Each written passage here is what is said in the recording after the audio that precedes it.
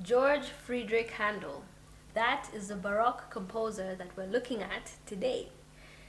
Now, if you remember, we looked at Johann Sebastian Bach last time, and he really set the pace for a lot of the Baroque musical techniques that we will hear in the rest of the music with these composers. So there's Handel and there is Antonio Vivaldi. So we are familiar with the names. Now let's get to know the last two composers. Remember, you're not meant to keep in mind every single thing that I say, but pay very close attention to the things that I put at the bottom of the screen. Look at the images that I share, listen to the pieces, because then you will be able to respond to the active listening worksheet. And when you're doing the assessment, you'll be able to also recall the images and the main ideas. We talked about that when we met in class, right? You're meant to capture the main ideas in every subject that you're learning. So let's begin practicing that. Now, Handel was born in Germany, the same year that Bach was born. So they were exactly the same age throughout their career. Later on, he was known as a German-born English composer, and we'll get to know why, of the late Baroque era. So his success was a little bit later than Bach's. He was the son of a barber surgeon. So he was not born into a musical family, and a barber surgeon then was not really someone who handled hair, but someone who handled surgical procedures. Some of them were skilled, some of them were not very skilled. So you can only imagine the things that used to happen when someone needed surgery to be done. But Handel showed giftedness in music. And so he became the student of a composer who taught him the basics of keyboard performance and composition, how to compose. So there's a way that someone learns to compose. It's not just a thing you sit down and try to figure out from scratch. His father died when he was 11 years old, but he was well taken care of, so he was able to study in university, and he chose to study law. I'm not quite sure how he used that degree, but he was also an organist briefly in a local cathedral. What do we know about Bach? The exact same thing. He started off on the organ. He then gained an opportunity to be part of an orchestra where he was in the violin section. So just like Bach, he knew the organ and the violin as well as the harpsichord, because as part of this orchestra, he also took on some duties playing the harpsichord. So that's really good to know that we can see the common thread. These are the things that will help you remember the characteristics of the Baroque era.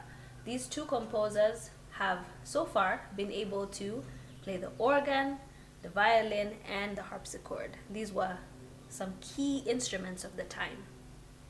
He then spent 4 years traveling in Italy, and this is where his career really picked up. So it's important to remember this. He was able to meet great Italian musicians of that time. And he was also able to compose some of his first pieces in Italy, including some church music. A lot of his musical style developed while he was in Italy, and his fame spread throughout the country of Italy. Eventually, he ended up in England, and this is where he spent the majority of his career. Now, he became affiliated with the royal family. So he was able to compose pieces for the royal family. Now at that time, King George II was king.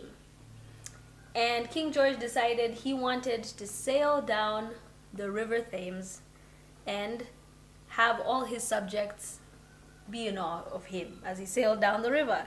So he decided to ask Handel to compose a special piece as he approached all his loyal subjects. All right, so this is a chance for Handel to gain favor with the king, and he composed this magnificent piece known as Water Music. He had a full orchestra traveling in a separate boat alongside the king's, And the king loved this piece so much that he had the orchestra play it through 3 times. Now, Water Music is a collection of 21 pieces. The most famous piece is Hornpipe. Have a listen. It might be familiar to you. Now, Handel was about to enter a highly successful period in his professional life. He was invited to compose music for the king's coronation. Now, usually there's a time in between before a king officially is appointed as king. All right, so with the whole ceremony, it's almost like a whole wedding for the king. So it takes about a whole year to prepare this event. Now, Handel was invited to compose the anthem for the coronation, and he composed music called Zadok the Priest, which was inspired by King Solomon's coronation. Take some time now to read 1 Kings chapter 1, verse 38 to 40. Just 2 verses for you to get a sense of Solomon's coronation and how it inspired this piece. And then take time to listen to this piece. It has been played at every single British coronation since then. So if you look up the coronation of Queen Elizabeth, the current Queen Elizabeth, you'll be able to hear this piece as well. But take a listen. Unfortunately, after such incredible success, Handel went bankrupt. 10 years after he composed this successful coronation anthem, no one really wanted to hear his music. People's tastes in music were changing.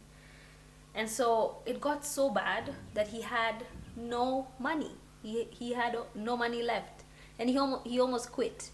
But this is a chance for him to persevere, a chance for him to reinvent himself as a composer, to try new things. So a friend of his, who was a writer, gave him this little project named Messiah. And in the span of 24 days, with very little food and water, very little sleep, he produced a collection of 53 unique pieces of music. 53. Collection of 53 pieces. So just think, your favorite artist writing more than 5 albums worth of music in 3.5 weeks, in a month's time. And that music is famous till 2090s. So the most famous piece was the Hallelujah Chorus. I'm sure you've heard it before. Take a listen. Now, 10 years before the end of his life, Handel composed his most explosive piece yet, which was written for the royals again. This time, he was invited to write a piece in honor of the end of a wartime that they had come out of. So it was called Music for the Royal Fireworks. Now, this music was meant to premiere, to be played for the first time outdoors amongst the commoners. Now, the commoners never got to hear live music. They never got to really hear the music that was composed, because music was meant for the rich, was meant for the upper class people of society. So this is the first time the common man was going to experience this music played with a full orchestra. And so people came out to witness it in droves. Streets were filled with epic traffic jams. But imagine, this was the time when horses were being ridden, right? Horses, donkeys, mules. So it was just traffic jam of all these animals. You can imagine the smells. You can imagine just how crowded it was. And streets had to be shut down. But the night was a success. And so Handel had won the favor of the people again. Let's listen to Music for the Royal Fireworks. So he continued to compose those 10 years of his life, those last 10 years of his life, even as his vision was failing, and died at the age of 72. And 3,000 people attended his funeral. So as you have probably heard, Handel's music was very vocal. He was known as one of the greatest masters of choral music, so choir. A lot of choir parts were written for his music. He is also known for establishing the genre known as English oratorio. Now, I haven't mentioned all the other little musical genres in there, but this one you should remember because it's known as a large musical composition for solo voices, chorus, and orchestra without acting or scenery, and it's usually dramatizing a story from the Bible with English lyrics, the English language lyrics. So I'll have that down here on the screen. Make sure you take note of that, English oratorio, because he was known for establishing this genre of music. Beethoven, who comes in the era that follows the Baroque era, is known for saying that Handel had the ability to create great effects with simple means. Let me know if you heard what Beethoven is referring to. Great effects with simple means. So be sure to watch this video again if you need to. Write down the main points so that you can respond to the active listening worksheet as best as you can. Listen to the pieces, take note of the instrumental parts, take note of the mood that's being inspired in the pieces so that I can hear or I can read your thoughts, what you noticed, your observations as you listen to the music in the worksheet that I'm providing for you this week. Okay? Enjoy!